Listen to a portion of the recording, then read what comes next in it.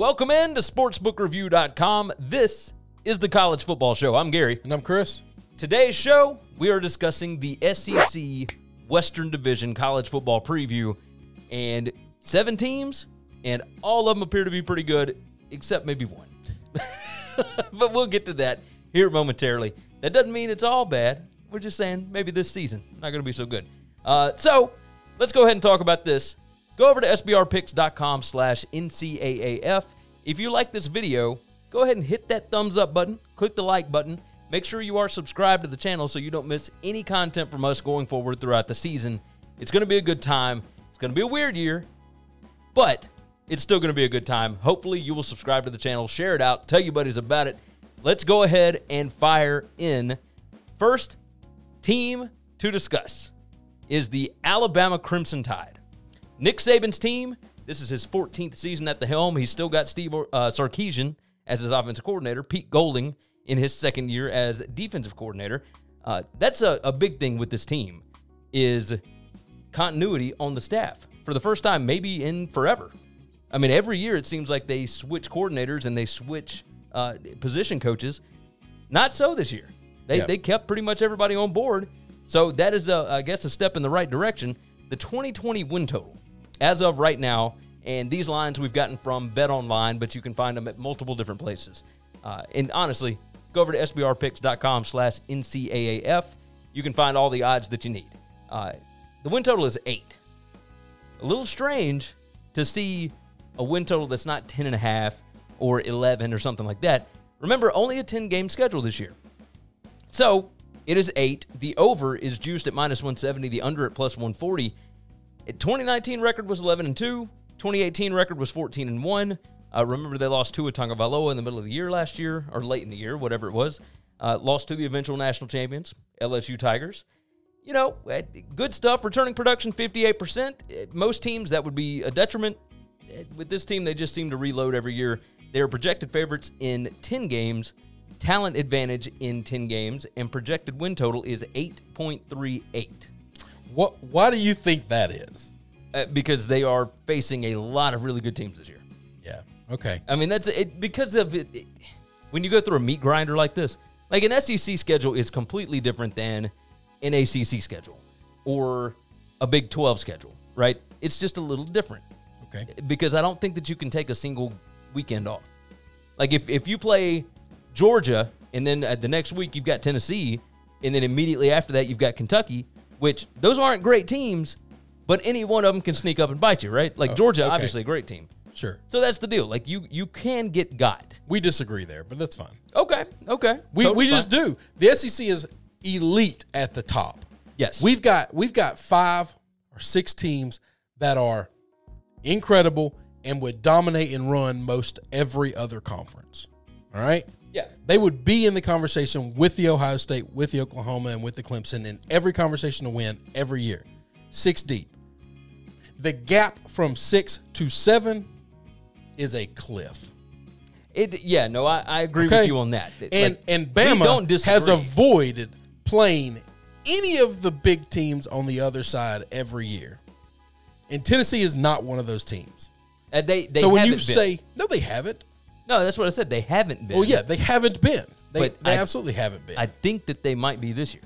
Okay. Which is why I think but this is a weird year anyway. Yeah, no, I agreed. But that's what I'm saying is I think that this year is a little strange. Before 2019, Nick Saban's defenses at Alabama had never even at LSU, had never given up 45-plus points to an SEC foe. It happened twice in November last year. But a little of that is hokey numbers because the game was so different back then. Yeah. Nobody was scoring 45 points back then. Nobody gave up 45 points in the SEC. And to be fair, so that's not a Nick Saban thing. That's a nobody did the damn thing. Agreed. A few of your bad teams did it to the really good teams, but that was it. Yeah, that was about it. But with that said, it did happen twice in November. Auburn scored 48. Yep. Now, 2 of those interception returns for touchdowns. They had other things that went their way and whatnot. But look, the first steps towards a championship, which is what Alabama's looking for this season. They've got the talent to be able to get a national championship. They absolutely do. First step towards that is the defense. And the last couple of years, it has dropped off a little bit. They got to shore it up this year, especially defensive line. They got to find pass rush after losing Jennings and Lewis last year. They're going to have to rebuild the secondary. That's the biggest thing. Now, you got some good building blocks. You got Patrick Surtain. Yeah, you got plenty of talent. You brought in a ton of guys. Will Anderson and guys like that are first-year guys. You're not going to be short on talent. No. That's not going to be a problem. On the offense, quarterback Mac Jones, he is not Tua Tagovailoa, but there are so many weapons around him. You got Jalen Waddle. You got Devonta Smith. You got Najee Harris. I could give you key players. I mean, the number one key player for this team is going to be middle linebacker Dylan Moses. He was the biggest loss for them last year. He tore his ACL the week leading up to the first game of the season, and he's the quarterback of the defense. Yes. I mean, that's basically losing Tua before the first game. And nobody really thinks about it like that, but he was your play caller on defense. And then you lost his backup, Josh McMillan, the week before that, and then you're starting two freshmen in the middle of your defense. So, you got to find some trust there. Look, rushing defense last year gave up 3.8 yards per rush. That's number 44 in the country. Only produced 9% negative plays. That is not good. That is just not good. They've got to shore up the defense. Oh, the defensive line for sure. The key players that I was talking about, Dylan Moses. The other one, Najee Harris. I think they're going to lean on the rushing attack a lot more this year. 100%. Najee, I was when you didn't say Najee as the most important player, I was like, but then I get Moses. That makes sense. That makes total sense. I think Najee Harris is going to be the linchpin. If teams can stop him, I think Alabama's going to struggle. Oh, yeah. And and I'm talking the good teams. Agreed. Okay. Agreed. And there's several when of you those play on the schedule. teams that are there's just a chasm of a talent gap, Najee Harris could sit the whole game and it not matter. Yeah. But the teams where it's going to be competitive, and there's a lot of them. I mean, you've probably got 5 this year that are going to give you hell. If Najee's not great and those teams can't contain him, Bama's going to do – sorry, if Najee's great and Bama – and the other teams can't contain him, Bama's going to do whatever they want. Yes. It's going to open up Waddle. It's going to – like, Waddle is great and Devontae Smith is great. They're not Jarrett Judy and Ruggs great. Yeah, no, okay? they're absolutely like, you're not. losing the best receiver I think you've ever had in the history of the school while he's at college. Okay. He was better than Julio at college. Yeah. I'm not saying he's going to be better than Julio in the pros. Get me? And you're losing the best quarterback that you've ever had. I think that's going to hurt. Bringing Najee back is going to be the difference. Yes. I will say this. If they can't get Najee Harris going, if Mac Jones, for whatever reason, does not seem to work out, they do have Bryce Young, who was the number 1 player in all of recruiting last year. He's 5'11", whatever he is. He's a little bit shorter than Tua, but he plays almost exactly like him. And rave reviews right now on him. I mean, everybody thinks he is just, and he may end up taking the job anyway. But either way, the third key player that I've got on here, defensive tackle DJ Dale. They lost him right before the LSU game last year, and he was what made their rush defense work last year. He is just a monster in the middle. He was a freshman last year. You're going to have to make sure that he stays healthy, like, period. I mean, I've got him 10-0. Obviously, I'm a little biased. For those that haven't seen the show, that haven't jumped in, that haven't followed us all along, I'm an Alabama fan. He's an LSU fan. So I'm a little bit biased. I've got him at 10-0, so I'm going to go over the 8 because I think even if you lose 2 games, with it being at 8, I mean, do you really think that this team would lose more than 3 or more than 2 games? I actually do. I've got him at 7-3. Okay. I've got him at 7-3, and here's the reason why. You're right about the fact that I'm not sold on Mac Jones. I'm not. That team that you had last year offensively is the most offensively talented team Alabama's ever had in the history of the school. Yeah. All right. I believe that. I think the numbers show to back that up. Mac Jones struggled with that team in some games. This team losing some big pieces. He doesn't have Ruggs. He doesn't have Judy to bail him out. I think, and here's the problem. If he wins the job and starts the season, 2 of your toughest teams come in the first 4 weeks of A&M and Georgia. And if you lose those 2, I guarantee you, he doesn't make it to Tennessee. Yeah. But it doesn't matter. And then you still got to try to run the gauntlet with a new quarterback. You got to go to Tennessee or play Tennessee. Yep. You got to play LSU. You got to play Auburn in that run with a true freshman, highly talented, highly recruited, but a true freshman nonetheless. Could you drop one of those 3 games? I think you could. Yeah. Okay. It's 100%. Mac Jones has to impress me. Yes. And he did not last year. No, that makes Absolute perfect sense. And I'll also tell you this. This is not a hate Alabama thing. I have been consistent about this for a long time. I am not sold on Steve Sarkisian. When you hired Sarkisian as an analyst, I said, that's going to be your next offensive coordinator. He is just bad enough to never get hired away, and Saban wants consistency, so he's going to keep that job forever. Yeah. And I am not sold on him. Sarkisian does not scare me at all. The talent scares me. The pedigree scares me. Steve Sarkisian calling X's and O's against any defense that I think is good and great does not put fear in me. I can understand it. I can understand. Let's. So I've got them 10-0. You got them. I got them 7-3. 7-3. I would take that massive juice for the under. Now it's a risk. You're obviously you're basically taking a money line play on a big underdog. Yeah. But the juice is just too good. Agreed. And you can still push if they lose 2 games. That's it. Yeah. So, all right, let's move on. Next team is the Arkansas Razorbacks. Sam Pittman in his first year at the helm. Yes, sir. That's what I'm talking about. Kendall Briles, offensive coordinator in his first year, and former Missouri coach Barry Odom in his first year as the defensive coordinator. Their 2020 win total is 1.5. The over is juiced at plus 125. The under at minus 155.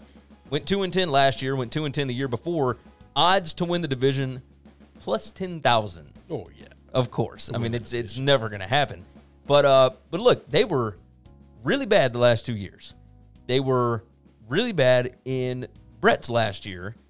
They have not won an SEC game since 2016.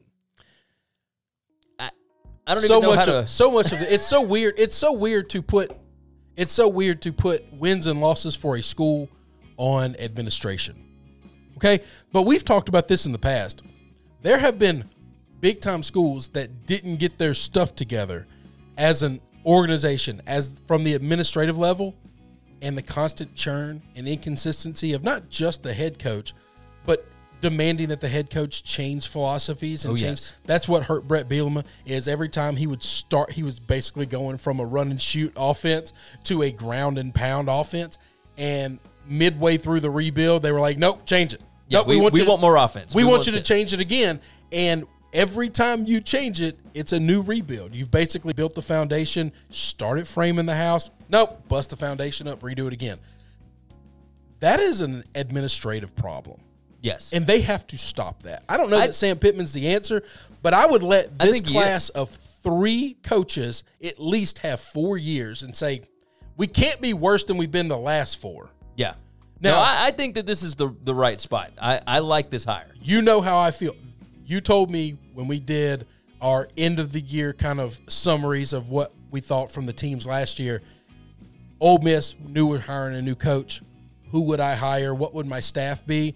And I said, if I was the head coach at Ole Miss, I would go get Kendall Briles, and I would go get back. This is the coaching staff that I would have hired if I had to take over a dumpster fire. Yes. If I needed an adult in the room and Barry Odom and a young hotshot OC that has improved offenses every stop that he's been.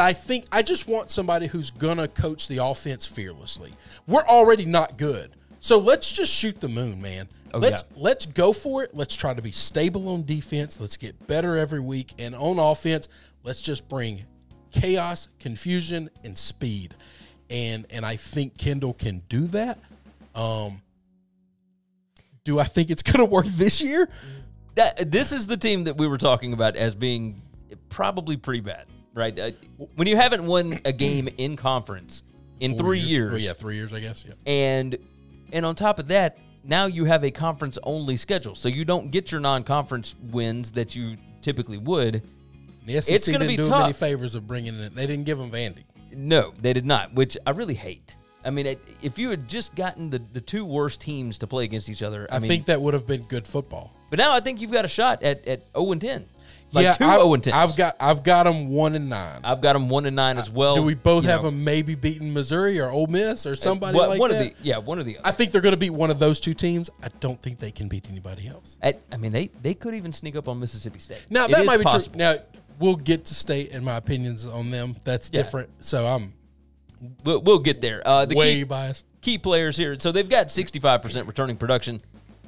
I could go through the offense and the defense. That stuff doesn't really matter in this because you've got a whole new coaching staff. and no spring practice. Yes. So there's not a lot of continuity going on here. Running back Rakeem Boyd is a superstar. Yes. He's for sure. And then my other two key players are guys that weren't even on the team last year. I was just about to say, you got a grad transfer and a quarterback that has all the talent in the world. Yes. But Florida got immensely better as soon as he went down. Felipe Franks is who we're talking about. He's the quarterback. He's my number 2. Number 3, defensive tackle Xavier Kelly. He's a transfer from Clemson. And he looks to step in and start immediately, and I think he will fit beautifully in Barry Odom's team. Yeah, so the Kendall Briles hire could be massive, much more run-oriented than people give it credit for. It's going to be a perfect fit for all of these four-star receivers, the number 1 tight end recruit from the 2019 class, along with 1,000-yard rusher Boyd, like we just talked about. The transfers coming in, that's going to be massive. This defense needs help with improving, like stopping the run and creating havoc plays and whatnot. I mean, they were dead last in the SEC in havoc plays last year. They were bad at everything. Yeah, this is a complete rebuild. You got to figure out if they're going to be patient or not. And if they're patient, I think they got the right guy. I think they too. got the right crew. Actually really do. I like Sam Pittman, and I like this coaching staff. The scary thing is if they start winning games in 2 years, is Barry Odom and Kendall Briles going to get bigger jobs, head coaching jobs again? Or Kendall? Well, Kendall hadn't had one yet, but maybe. I mean, that's the thing is can you keep this coach? Now, Arkansas's got the dough. Oh, they got them. I mean, they can play the LSU game, which is we're going to pay our head coach a lot less than everybody else is paying their head coach, and we're just going to pay assistants like head coaches and saying the only time you're leaving is for a Power 5 job. Yeah. Because there's going to be a ton of G5 schools that would go get these guys, right? Oh yeah, I mean, if they can help turn Arkansas around. It's the Dave Aranda thing. Yes. Yeah. And we kept Dave Aranda for a lot longer than I thought we would. I think we are years away. Oh, okay, yeah. I'm definitely from putting this. the cart well before the horse. But I want them. We talk about this all the time. I like when the SEC is full of I'm not afraid of LSU having a 4-loss season. It's never been something I've been scared of. I don't think you should fire your coach for it. I think the sport is a lot more fun when there is chaos and Saturdays matter. Yes. But there's a lot of Saturdays in a normal 12-game schedule that just don't matter. I think this year could be a lot different. Now, obviously, Arkansas is still not going to be very good. Yes. But this year's going to be a lot different. You're right. This year is going to be, I mean, because we can sit here and talk about, over-unders and whatever else all we want to. If you have a star player or star players that end up getting this virus or whatever and they have to quarantine for 14 days, then who knows what's going to happen at that point. That you are 100% right. You got them going under? Yeah, I got them under. I got them under 1 the 1.5. I got the same thing. I got 1 and 9. Okay. And I don't know who they're losing to or beating. I think this team, the reason I got Missouri is because they play Missouri at the very end of the schedule and they play Ole Miss at the very beginning. I definitely think this is going to be one of those teams that at the end of the year, they finish off with Florida, LSU, Missouri, and Bama. I don't think they're going to be good enough to beat the 4 big boys, but I think they could put it all together and say, man, there's a big talent difference after smashing with Florida and LSU for 2 weeks. When you start blocking Missouri, those guys just ain't going to be as good as those other dudes. No, you're correct about that. Let's go ahead and move on, and we are jumping into the Auburn Tigers. Gus Malzahn, the Gus Bus, in his 8th season at the helm. It feels like a lot longer. It just really does. And he was there as the offensive coordinator before that. That's why. But yeah, it feels like he's been there forever. Offensive coordinator Chad Morris, former Arkansas head coach who ran that program into the ground. His first season at the helm, and his co-offensive coordinator, which is really in title only, is Cody Burns. It is his 5th year on the staff. Defensive coordinator Kevin Steele, that is what this team has been built on for the last 5 years. I mean, their defense has been lights out. However, this season, they lose a bunch of dudes. 2020 win total is 6.5. The juice is the same on both sides. -115. Went 9-4 last year. Went 8-5 the year before that. Odds to win the division is +600. So their returning production is 61%. That's number 10 in the SEC. That's not very good. On defense, especially, they return the 12th most on defense. Not great. Projected favorites in 7 games, talent advantage in 5 games, projected wins 5.72. So under that 6.5 there. These talent advantage, projected wins, etc. Our guys over at CFB Winning Edge, they handle all of the analytics and whatnot, and their stuff is gorgeous, absolutely gorgeous. So you can go check them out. But the key players here: quarterback Bo Nix, defensive end Big Cap Bryant, and wide receiver Seth Williams. Now, all of those, 2 of them are studs. Bo Nix, supposedly going to develop into a stud. Numbers did not show it last year, right? Chad Morris can help Bo Nix open up the offense a little more. The passing offense last year was ranked in the 80s or lower nationally in every major category. Number 87 in yards per game, number 99 in yards per attempt, number 89 QBR, number 86 explosive pass plays. The receiving core, super fast, super talented. That's Seth Williams, Anthony Schwartz, Eli Stove, etc. And they are stacked at running back, even by losing Boobie Whitlow. Yeah. Every year they're stacked at running back. That is just a thing. Auburn is just, they're Bama, they're LSU. They're going to replace defensive linemen in the NFL, and they're just going to roll 2-3 new dudes in that you've never heard of before, but they're going to be bad mamma jammas. And running backs, it's just a factory. Anthony Schwartz is my favorite receiver. I'm very biased. I love Chase. I think Chase is the best receiver in the world. Anthony Schwartz is Jamar Chase at LSU, for anybody that doesn't know. Anthony Schwartz is the most exciting receiver to watch play because the play calls they run with him, I've never seen somebody who has on-field speed that fast. He's the fastest player in basically any game that he's in. Yes. Period. He runs track.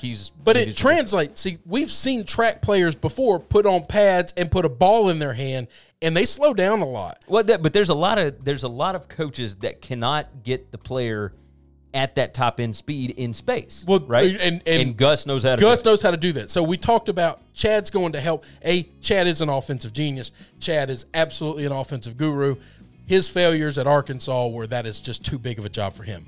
Yeah. The difference between coming to the SEC and being at SMU, it's like taking a little fish out of a backyard pond and throwing them in the Indian Ocean. Yeah. It's just not the same world. You're going to get eaten. But now he's back to a coordinator position. He knows how to do this. It's going to be Gus's offense. It's always going to be Gus's offense. But I trust Gus enough. I think Bo Nix, last year, your criticisms of Bo Nix were, I don't care how talented he is, he's still a freshman. Well, he ain't a freshman no more. No, he's not. But the numbers are the numbers. Like, you can't fake those. He was not good last year. So he did win some big. They won 9 games last year. That's good, right? And I think that he can develop. But he wasn't good last year. He wasn't the key force in them winning games last year. It was that defense, and it was the other guys around him. But it's never been at Auburn outside of the year that Cam Newton was there has been a quarterback to be the key. It hasn't been that at Alabama until Tua got there, and it wasn't at LSU until Joe got there.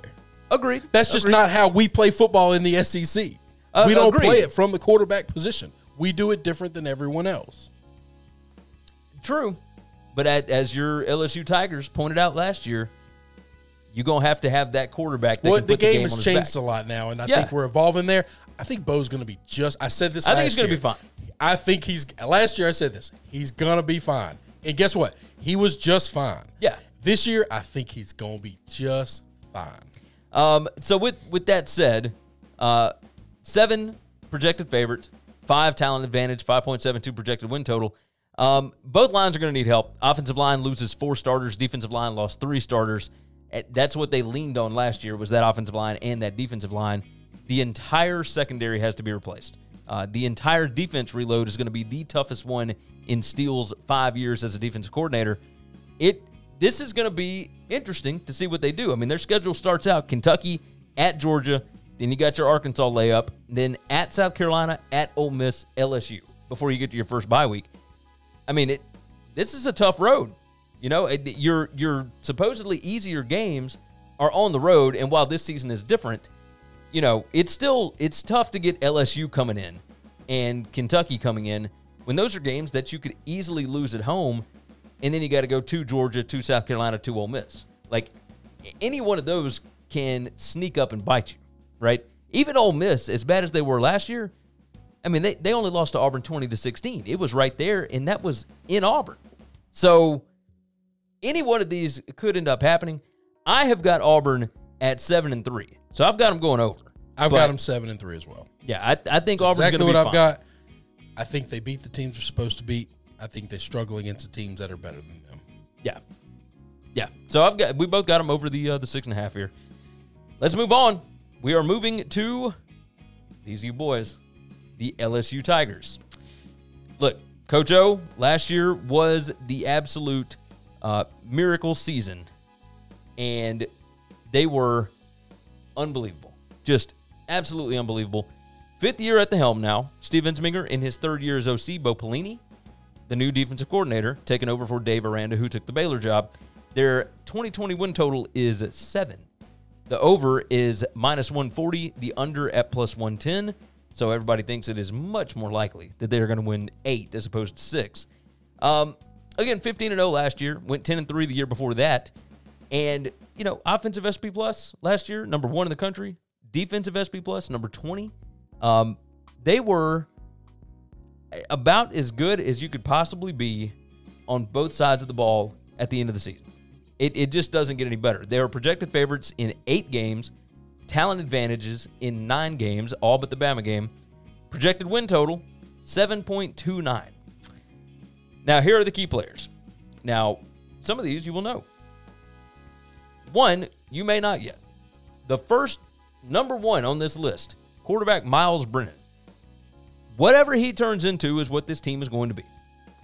Outside of him, cornerback Derek Stingley Jr., he is an absolute stud. He could have gone to the NFL and been a first-round pick last year. Number 3, wide receiver Jamar Chase. Chase can only be as good as what Miles Brennan is. If Brennan can get him the ball, he is going to put up absolute monster numbers. And while everybody does believe in Miles Brennan down there, because otherwise they would have gone after some of these grad transfer quarterbacks that were moving all over the country, they seem to not care. Tell me your thoughts before I start digging into notes here. Miles Brennan's a 4-star quarterback coming out of high school. He's a redshirt junior. He has been in Steve Ensminger's system for 3 years now. Yeah. He knows this system backwards and forwards. He has been a part of it. He learned under Joe Brady. He knows all the same things that all these guys know from last year. Yeah. This offense will look very, very, very similar to what it looked like last year. Oh, yeah. Steve is still there. Steve was the play caller. Everyone thinks that Joe Brady magically made all this stuff happen. Joe Brady was a big influence, an absolute big influence. However, he did teach that offense to Ensminger. Yeah, I was going to say, it's not like Ensminger doesn't have the tape from last year and is not capable. Ensminger called all the plays. Well, when Orgeron was an interim coach before he got the job full-time, Ensminger was his offensive coordinator then, and they put up record numbers. Yes. I mean, it was monster numbers with Darius Geis. I was just about to say. All of those guys. I mean, they had like an offensive explosion that was running the ball at the time. But I will tell you that's what I appreciate about Steve is he's not one of these 20-year-olds who looks good in a GQ magazine, all right? Yeah. He is a Louisiana boy, and he looks rough and tough, and he's just not what we think of when we think of offensive football, but he knows how to run the ball. He knows how to throw the ball. He's not afraid of anything. So Miles Brennan will be just fine. I don't know that Miles Brennan has to be Joe Burrow for Chase Young, Jamal Chase to be great. We've seen great receivers be absolutely world-beating elite with trash at the quarterback. True. I mean, Laviska Shenault was the best player in football last year for the last couple of years, and he had garbage as quarterback. Yeah, but he also didn't put up very good numbers. No, but a lot of that was injury. Agreed. And that's just an example of elite receivers can go get the ball. And they can put up big numbers. They make bad quarterbacks great. He's not dealing with a bad quarterback. You didn't mention anybody on the running back because it's by committee. It doesn't matter. We got 3 sophomores, and just like Auburn, they're all going to be horses. And next year, we're going to know who they all are. Oh, yeah. At least one of them will turn into a junior that's probably going to come out early and go into the NFL because that's just what happens. My guess would be John Emery. I would think the same thing. It wouldn't shock me. I don't know. It's almost impossible to put a name on some of these guys because you just don't know who's going to break out. Yeah. But I think offensively, they're going to be just fine. Yeah, agree. Will they take a step backwards from last year? Yes, because that was the best offense in the history of not just LSU, but the entire sport. Yeah. We've never – so will they take a step? Sure. That's fine. Bo Pelini, I love Dave Aranda, and I will always love Dave Aranda for what he did at LSU and for how he stuck around LSU through some of the chaos, through dealing with my boy Les and his craziness. Just didn't leave, never saw – just – they paid him, but he never walked away until he got the right, perfect job. They went out and they got a former head coach. Well, no, they got a guy that was a sitting head coach at Youngstown State. At Youngstown State. But this was the best coach Nebraska has had in 20 years. Okay? True. And at a Power 5 big boy school winning 9 games, Nebraska would literally pull a random student and throw them into a volcano to get back to 9 wins. All right? They would sacrifice a random student to some gods to get back to 9 wins, and they fired Pelini for only winning 9 wins. This guy's a really good football coach. Yes. He's an LSU guy. He's been there before. He is not going anywhere. I think he is set. He's getting paid. But that was O's deal. O says you don't have to pay me $10 million a year like some of these other head coaches. Just make sure you take care of the staff. When we have great years, I got just a metric shitload of bonuses. Yep. And I'm happy with that. And O will never pay for anything in the state of Louisiana for the rest of his life, and he shouldn't. This is true. I like this team. I think defensively, yes, they're losing some guys. The secondary is – here's the thing that I like about it and what helps me.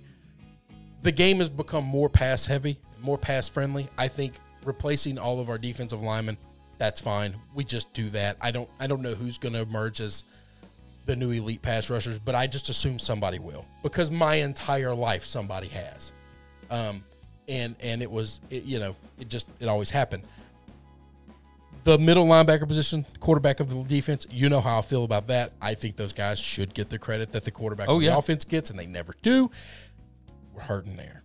That is the weakest part. That's what actually scares me. Does it scare me enough to think that they can't figure it out? Well, I mean, they've got more talent than 9 of the teams on the schedule. And the one team that you don't have more talent than, it's minuscule, and you got them coming to Baton Rouge. Well, so I don't know that coming to Baton Rouge matters when they're sitting 25,000 strong or nobody. Well, but you get somebody out of the comfort of home. And that doesn't concern. These guys aren't. We'll see. They're professionals. They know what they're doing. Getting on a bus or a private plane and going and staying in a 5-star hotel and going to play football. That's what they do that's just what these guys do. So I don't think that is a big deal at all. When you get into the NFL, you do that even for the home games, like a lot of places. So we understand this. Coach O has developed a winning culture. Absolutely. I think things have changed there. Yes. I do not think last year was a fluke. They lost 14 NFL draft picks. That was a record. Yep.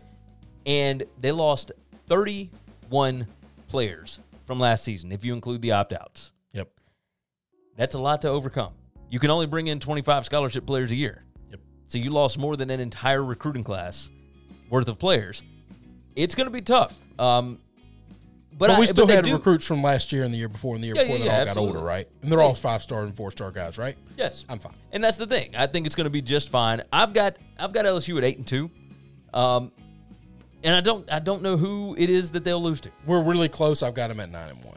Yeah. And I could 100% see 9-1. I could see this team going 10-0. Well, that wouldn't show. I mean, the variance for we'll get to them. The variance for LSU, Bama, and A&M are literally all the same to me. Yeah. I think Auburn is a step below them talent all-wise. And I do worry about some of the things. I like Auburn a lot, but I think Auburn's going to be 4th in those 3. That makes sense. All right, let's move on. The Ole Miss Rebels. Lane Kiffin coming back into the league. You know you got to love that guy. He's a lot of fun. A lot of fun. Hired in offensive coordinator Jeff Lebby, who was Central Florida's offensive coordinator. You got defensive coordinator DJ Durkin in his first year and co-defensive coordinator Chris Partridge. So a guy that was the head coach at Maryland, obviously had some not good stuff going there. And then Chris Partridge is like a shooting star in the recruiting universe. Lane Kiffin basically took away Michigan's best recruiter and made him a co-defensive coordinator, even though he's just been a position guy, basically. 2020 win total, 4 right now. So minus 115, the juice. They think it's likely going to push, I guess. And I could see that. They went 4-8 last year, but man, they were right there in just a few of those games. Could have turned them around. Could have been a bowl team. Went 5-7 the year before that. It's basically what cost Matt Luke his job, which was the peeing, little TT incident. Yeah, the dog pee in the end zone thing at Mississippi State, which got an unsportsmanlike, cost 15 yards. They miss an extra point. They lose the ball game in Starkville. So, with that said, odds to win the division this year plus 2,500. Probably not going to happen in Kiffin's first year. Probably not going to happen. They returned 71% of their production. 78% of it is on offense. So they are extremely young, or at least they were. Now they're a little more experienced. Only 64% on the defense. Projected favorites in 3 games. Talent advantage in 2. And their projected win total, according to advanced analytics, 3.66. So this is one of those situations where returning talent ain't the best thing. Agreed. Well, not returning talent, but returning production. Yeah. It's the guys that have been there. I was surprised they didn't hit and maybe it was just tougher this year because of COVID and some things. I'm surprised they didn't hit the transfer portal a lot harder. I think that will be coming over the next few years. But this year, this team, while I like John Plumlee a lot, I think he is a very talented quarterback, and Lane is going to do some very interesting things with him. I think he's got the ability to be really good and exciting. I'm going to talk about that here in just a minute. I think you think he's not going to take the job? I think that Matt Corral is better than Corral may end up taking it because they have never done well with quarterbacks that are not accurate. Right? Yeah, but in Kiffin's years, he always goes with the guy that can actually throw it. Jalen Hurts' best year was under Kiffin. Under Kiffin, though. And not that Plumlee's anywhere close to the athlete of Hurts, but he's an athlete a lot like Hurts. Yes. Oh, agreed. I mean, he's definitely a poor man's Jalen, and that's what I thought when I saw Lane take the job. I thought, this was Jalen's best year until he went to Lane Kiffin, and that was Lincoln Riley. That was a different situation altogether. Yeah. But like at Alabama, there was a big difference between Jalen with Lane and Jalen without Lane. Yeah. A big difference. And so I kind of thought saying that might happen. Here's the deal. This is the year the scholarships are really going to hurt. Oh yeah. This is the year. Like you hire Matt Luke as just a lame duck coach until the NCAA stuff goes away. Well, once the NCAA stuff goes away, yes, you can get back to recruiting. Yes, you can start bringing in a lot of bowl money and all this other stuff that you weren't getting before. The problem is you're now bringing a coach in that is way in-depth in talent. They're just lacking completely. You almost need that lame duck coach to sit 3 years, but the problem is you want a new guy to start recruiting immediately. And so I get it. I think they're going to struggle talent-wise against a lot of these teams. I think Lane can help Band-Aid some holes because I do think he's a good enough coach. Yeah. But I just think when I say the talent gap in the SEC is big, it's really big. I don't see this team being good enough to upset anybody they're not supposed to be. Got a lot of coin flip games here. Yes. Those could go one way or other. It could take them to 5-5. It could take them to 2-8. But there's a lot of games that they've also got where I don't think they got a snowball's chance in hell, and it's strictly the talent guy. I could be wrong. I think we might be looking at this the same. I've got them at 3-7. I got them 3-7 as well, and it's just how many coin flip games do I think they'll win? Yeah, and it's exactly what. And I kind of got them winning more coin flip games on the. Well, they don't play any coin flip games on the back end except for State and I guess South Carolina after the bye week. It's just I just kind of split the middle of them. I will tell you this.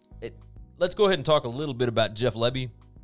Kiffin hired Kendall Briles his first season at Florida Atlantic, right? Yes, sir. Baylor and that Art Briles offensive system was fantastic for being kind of an equalizer as far as talent goes. And if you've got even just somewhat comparable talent, then you can find space, you can find mismatches, and you can completely take advantage of that. Jeff Lebby, who is the UCF offensive coordinator for the last couple of years, he's married to Art Briles' daughter. So you've got that going. He was an offensive quality control coach and a passing game coordinator at Baylor.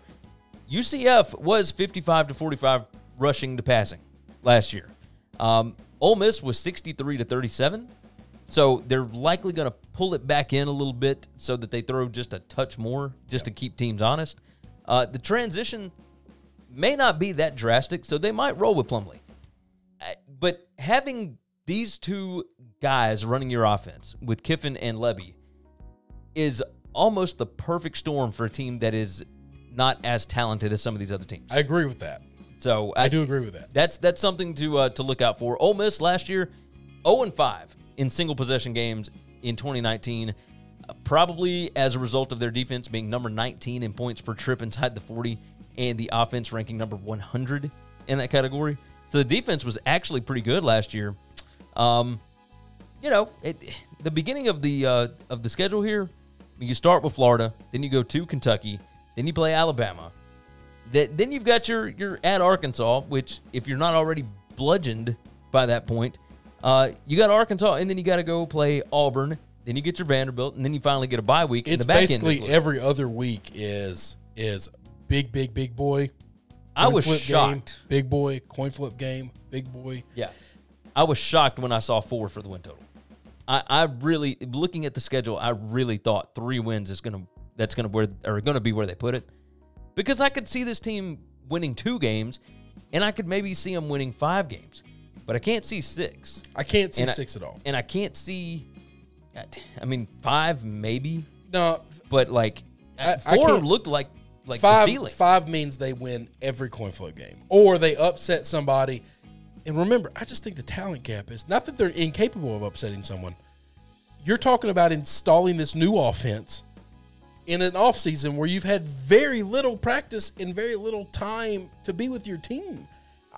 I just think it's all going to be really hard. Yeah. I think you're putting a lot on a young – it's Arkansas, but a very rich man's Arkansas. Yeah, they've at least got some talent there. They've got a lot more talent than Arkansas. So Arkansas did not even know what kind of foundation they were trying to build. No, they just keep going. Well, and because they're going from ground and pound, run and shoot, spread, pro style, they're not just changing coaches or coordinators. They're changing complete philosophies. Yeah, where you got to change who you recruit from a offensive line standpoint to everything.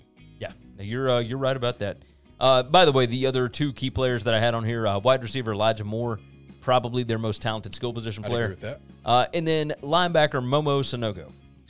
He is a stud at linebacker, so he's going to be really good this year, I think. Let's move on, and we're going to stay in the state. Let's talk about Mike Leach's Mississippi State Bulldogs. I figured I'd get a little grin out of you on that one. Leach is his own offensive coordinator. There is nobody else that is listed as the offensive coordinator. It is him. And they hired in defensive coordinator Zach Arnett. He was San Diego State's defensive coordinator. He was hired to be Syracuse's defensive coordinator. He was there for about a cup of coffee and then turned around within a week and came down to Starkville for Mike Leach. Their win total is the same as Ole Miss. It is at 4. But the over is plus 140 and the under is minus 170.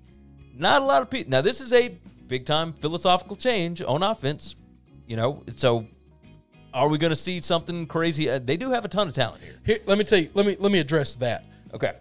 There's a lot of offensive systems and philosophies that we talk about where when you're changing these things over, it takes time, and it takes some continuity, it takes some getting together.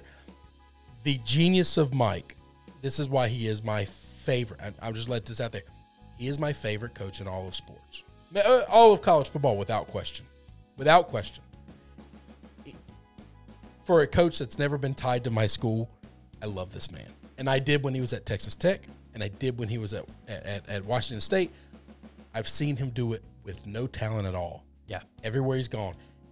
The genius of his offense is it kind of really can be put in 5 minutes. It's not complicated. It's not complex. He spreads the ball out he doesn't believe in a balance of run and pass. He believes in a balance of every offensive skill players has the same amount of touches. And if I've got 4 receivers and 1 running back, then I'm going to throw it 4 times more than I run the ball. Yeah. But everybody's going to be involved in the offense, which makes it very difficult to defend. You have to defend the entire field, every play. So his system is the only system I truly believe will not be hurt by the pandemic, because there's no doubt he can take a transfer quarterback and any receivers he's got out here and any offensive line he's got out here and whatever skill players are left and say, this is what we're going to do. And over the weekend, they kind of all know it. I'm going to give you a number. Okay. Well, it's technically 4 numbers, but you'll see the comparison here. Washington State, over the last 3 years, 73% passing to only 27% rushing. That makes sense. That's over the last 3 years. Okay. Mississippi State over the last 3 years. Now, that is 2 years of Joe Moorhead and 1 year of Dan Mullen, both offensive guys. Okay. Dan Mullen's absolute respect, offensive guy. Yes, and Moorhead, he is coaches still respected, offense, but he's not respected. Either way, Mississippi State for the last 3 years, 37% passing, 63% rushing. Their entire offense was built to run the football. Now, do I believe that you can take a running team and flip it to a passing team pretty quickly? Yes. That is why I think that this will work pretty quickly. I don't think that you can take a passing team and make them a power team very quickly at all. No, that takes a long time to do. It takes you have to completely change the offensive lineman. Yeah. Any offensive lineman, listen, fat guy played offensive line. Any offensive lineman who's worth their salt can pass block. It's a very different game to find an elite offensive lineman that can run block. You have to be far more. Look at the difference in Nebraska's offensive line and you know, I'm trying to think of a team that just throws the ball all the time, but is great. Oklahoma's offensive line. Or Purdue. Like, well, I mean, I'll play Oklahoma. I'm talking about good, not Nebraska. Did I say Wisconsin's offensive lineman and Oklahoma? Okay. 2 completely different offenses. Not that the offensive linemen at Oklahoma aren't athletic, but they're not close to the true athletes that Wisconsin has. They're just big and they're good at blocking. But I don't know that they go out and aggressively attack the way Wisconsin. Okay, does. I think you were saying it backwards. Maybe. Yeah. Wisconsin has to run the football, you have to have the big not hog just models. big and strong. They have to be crazy athletic as well. Yes. That's what it takes to run the ball. But you could take those big, strong athletic guys and say, hey, just sit back on your ass and pass block, and they can do that just fine. Well, especially for an offense like this that is predicated on getting the ball out super fast. You don't need to, you're blocking linebackers, really. Yeah, really. Yeah. Look, Mississippi State dealt with a ton of suspensions last year. Yep. Defense would have suffered after losing 3 first-rounders anyway, but they finished number 74, giving up 4.3 yards a carry last year. They finished number 4 in 2018, so it was a drastic drop-off. Zach Arnett, who I talked about, San Diego State under Rocky Long, finished number 10 and number 24 in defensive SP Plus in his 2 seasons. He runs a 3-3-5 outlier defense. It's going to fit really well with Leach's outlier offense. Yeah, I mean, run and shoot. Yeah, you're going to be on the field a lot on defense because you're either going 3 and out or you're scoring real fast. A lot of rotations, a whole lot of stuff there. The Bulldogs have not had this is going to floor you. Okay. They have not had a 500-yard receiver since 2016. I'm not talking about 1,000 yards. That doesn't surprise me. That really doesn't. Well, if you think about it, I mean, they only pass the ball 37% of the time. Yeah. So even under Dan and Dak, they still ran the football a lot. They have got, let's see, they get back leading yardage receiver, 430 yards. That's Osiris Mitchell. They bring in Tyrell Shavers, transfer from Alabama. He's 6'6", by the way. He's just a stud who got buried on the depth chart at Alabama. What are you going to do? So it leads a very inexperienced supporting cast. But this is the bunch that has gone in and hit the transfer market. You brought up KJ Costello. That is the number 1 key player that I've got because he is. Everything rests on him. But he's going to be just fine. Yeah. So long as he doesn't get injured. Literally, Leach is going. And next year, don't look at his recruiting. Leach is never going to recruit a quarterback. He's just going to call up JUCOs and say, "Do you want to be the #1 passing yardage quarterback in the country? Come play for me." And that's what he did. He called Gardner Minshew from a little JUCO in Mississippi and said, "Hey, you want to come be the #1 quarterback in football?" Minshew was at East Carolina, but yeah. Well, okay. So because Minshew was transferring to Alabama, yes, just to sit on the bench and learn how to coach, and now he's got an NFL contract. Thanks to Michael. You got that right. Number 2 on the key players, linebacker Errol Thompson. He is a beast. He is a beast. I just wonder, will any defensive player actually be able to make a mark under Leach's system? We've just never seen it. I think that he's going to be – I don't think Leach has ever had talent. Oh, yeah, 100% right. Like this guy, is the most talented football team he's ever had in his life. Errol Thompson in a 3-3-5 defense is going to be all over the field. This will be perfect for him. And then number 3, Kylan Hill, who is going to have to completely change around his game. I mean, he'll be fine. He only caught 44 passes in the last 3 years combined. He's going to be changing that up. But they still run the football. I mean, he still runs the football 30%, and he's not a guy that uses 5 or 6 running backs. He'll just get one running back that can do everything he wants, and he'll be fine. I think Hill's going to be just fine. I think Leach really likes him a lot. I think he showed his leadership in the offseason. He's probably the most eyes-on player in all of the SEC this year because of his leadership and what he did in the offseason.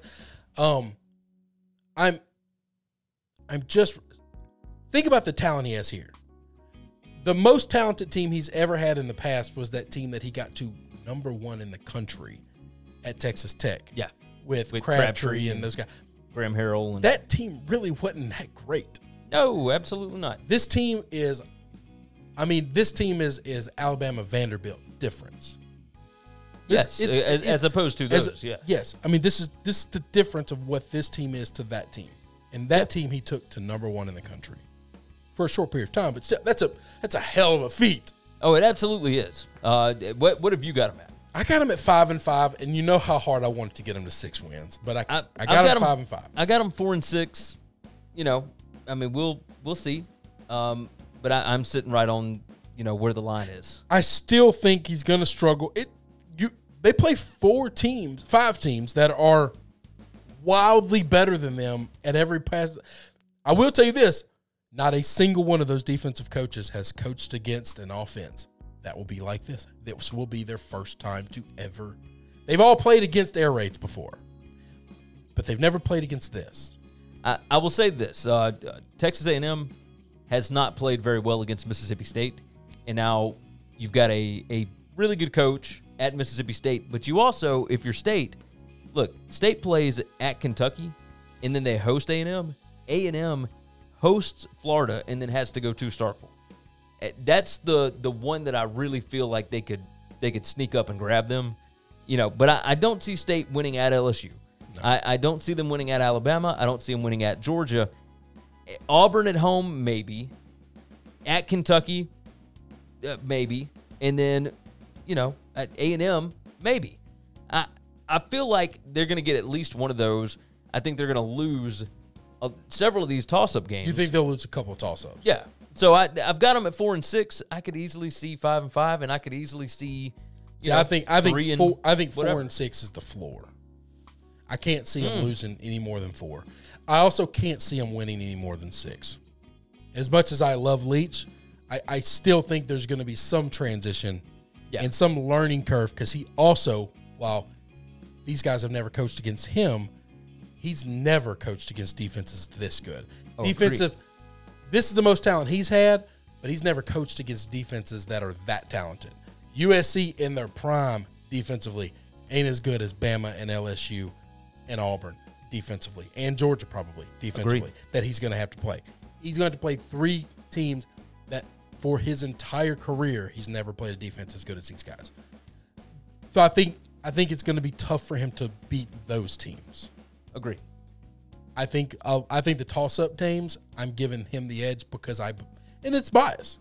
I respect and appreciate and love his style of football so much that I think he's not losing coin flips. He's just not. He's been less talented than everybody he's ever beaten. That's a valid point. And so if he's close to talent on anybody, I think he's beaten all those teams. You might be right. All right, we've got one more in the SEC West here, and that would be the Texas A&M Aggies. Jimbo Fisher, I mean, is just he's a national championship coach, and he is now in his third year, and they are expecting results. This year, the schedule set up beforehand beautifully. They were likely to open at 10-0. You know, you had the one game at Auburn in the middle of all that, but, you know, you felt like you could get them this year. And then you closed with Alabama and LSU. And you felt like if everything goes right, this will be our year. And now, this schedule is drastically different. They open with Vanderbilt, but then in game 2, you got to go to Tuscaloosa. I mean, just unbelievable. Their coaching staff consistency is pretty good. Darryl Dickey, the offensive coordinator, he is now in his third year. Mike Elko, defensive coordinator, who I think is an absolute genius, is in his third year. Their win total now is at 7. And it is the same juice on both sides. Minus 115. They went 8-5 last year, 9-4 the year before that. The odds to win the West now, after this change, is at plus 900. I mean, it's just the schedule completely shifted on them, right? They got Tennessee and Florida added, and they didn't play those two before, and it was set up so well for them to be able to get there. And now it's not. They returned 77% of their production. That is number 1 in the SEC. It's 80% on offense, and on defense, it is 74%. Projected favorites in 6 games. They've got a talent advantage in 7. Their projected wins now are 6.07, almost a full game under what the odds have it set at. Key players: quarterback Kellen Mond, wide receiver Jamon Osborne, and linebacker Anthony Hines III. Now, there is obvious talent here. I mean, that 17 wins over the last 2 years, not bad, but it's not what they're paying $7.5 million a year for over 10 years. Experienced roster with a senior quarterback who was second in the SEC in total offense in 2019, which might be a little misleading because Mond kind of didn't show up in some really big spots, but hey, either way. Leading rusher, leading receiver, 4 starting offensive linemen, and top 4 tacklers from last season return, along with they're swapping out, Clemson and Georgia for Vanderbilt and who else did I say? Like Tennessee and Florida, whatever. Yeah. So, I feel like that might be a little bit better swap. This is absolutely Jimbo's best chance for any kind of a title, whether it's SEC title or national championship, whatever, at least so far, right? Defense has got to replace defensive tackle Justin Matabuki, needs to bolster a mediocre pass rush. Defensive tackle Jaden Peavy is going to handle the defensive tackle duties, and incoming freshmen Diggs and Harris could immediately move into their defensive end rotation. Biggest improvements need to be adjusted turnover margin. Look, they were number 100 last year in adjusted turnover margin. They have got to not turn the football over, and their explosiveness. They were number 55 in the country last year in explosive plays. That ain't going to cut it. Not in this conference, not when you're playing Alabama, LSU, Auburn, etc. You have got to do something different. Yep. So, with that said, I went through and I've got them at 7-3, but I mean, I could see 6-4, and I could also see maybe like an 8-2, but I can't see a 10-0 start like I did before. So where are you sitting? I've got them at 7-3, and I've got them right on that line. I got them 9-1. Holy macalamus. Okay. I think this team's really good. Okay. I think they're really, really good. I do think they're good. I think Jimbo Fisher, I don't know, after he won his national championship, things just fell apart at Florida State from an administrative level, from a booster level, and Jimbo wanted out. I think Jimbo destroyed that program on his way out, and we've seen the devastation that he laid waste to. Yes. And then I think Kevin Sumlin kind of did the same thing at A&M, and he's had to put this thing back together. And I think he's done a really good job of doing that. I do think this is the most talented team he's had. I think they are one of the most talented teams in the country. I think they're going to be really good. I think they're going to be very hard to beat. Okay. Here's the deal. 9-1. I think in a year of chaos, in a year of COVID, in a year of these teams have done a lot of practicing and learning through Zoom and not with one another as a team, I'll take an elite, talented team that has been together more than anybody else. Okay, that's a good point. You've already got good team chemistry. You've got the most returning production in the league. You've got the most senior quarterback. I'm not the biggest Kellen Mond fan, but he's gotten better, and there's no reason for him to not improve this year. Agreed. Especially under Jimbo Fisher. Right? I mean, he's a quarterback guy. I'm not worried about who the OC is. This is Jimbo's offense. It's Jimbo's team, and I think if he's gonna do it, now's the time. Okay. I'm with you. I think this team can be really, really good. I think that's probably their ceiling, but I like them at their ceiling. Agreed, and I think that's absolutely the ceiling as well. Like it's not. I would not be completely shocked. Well, I mean, if they're one game better than that, I'm saying I wouldn't be shocked if they were 9-1. Yeah. Like if they go undefeated, that's just absurd. That would shock the hell out of me. Adding Florida and Tennessee. Yes, but I also would not be shocked if this team goes 6-4, and I wouldn't hold it against Jimbo. That would scare the hell out of me. By the way, that would shock me. You think so? I really do. Yeah, that would surprise me badly. I think this team's more talented than that, and they're not going to take a coaching backseat to anybody. That's true. I mean, there's no reason for them to go 6-4. There's not 4 teams in the SEC if they played everybody that's better than them. Okay. I see where you're coming from. All right, so you've got them 9-1. I've got them 7-3. I got them 9-1. So based on the way I have it, are we picking division winners? Not yet. Okay. We're going to do that on a different deal, but that's coming. No worries. That is going to wrap up the SEC West though for now. If you want to see more sports content, go over to sbrpicks.com/NCAAF, or you can just click the links down in the description. Do us a favor, make sure that you like the video and that you are subscribed to the channel. Hit that little bell, the little notification icon. That way you can be notified whenever we bring you some new content. For sportsbookreview.com, I'm Gary. And I'm Chris. Make sure you are subscribed to the channel. We'll see you next time.